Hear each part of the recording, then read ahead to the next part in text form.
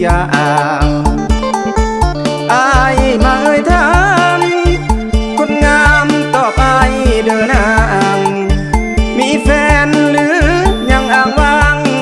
ขอให้นางตอบอายตามตรงทั้งหาทั้งห่วง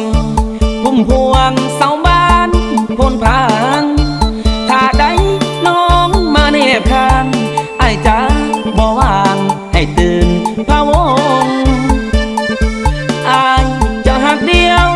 ไอ้จ้าบ่เกี่ยวยิ่งได้ให้ลงจะหักเพียงน้องนี่อย่างมั่นคงจะซื่อจะตรงต่อสาวพลพราง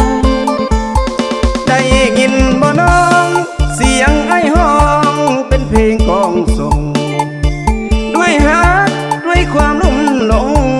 ยิ่งห้องเพลงโสมบอกนวลน้องนางเพียงเท่านี้ไอ้ขอให้น้องรอไอ้อีกเดือนหนึ่งถ้าดองท้องคำบ่เถิง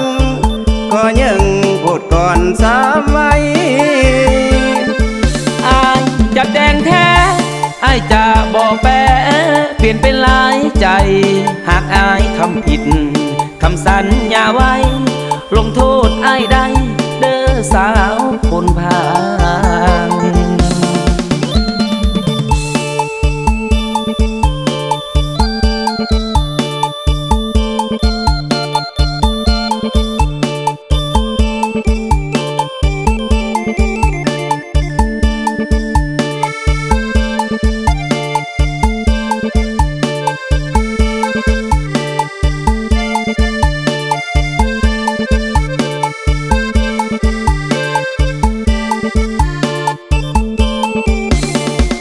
ยินบ่น้องเสียงไอ้ห้องเป็นเพลงกองส่ง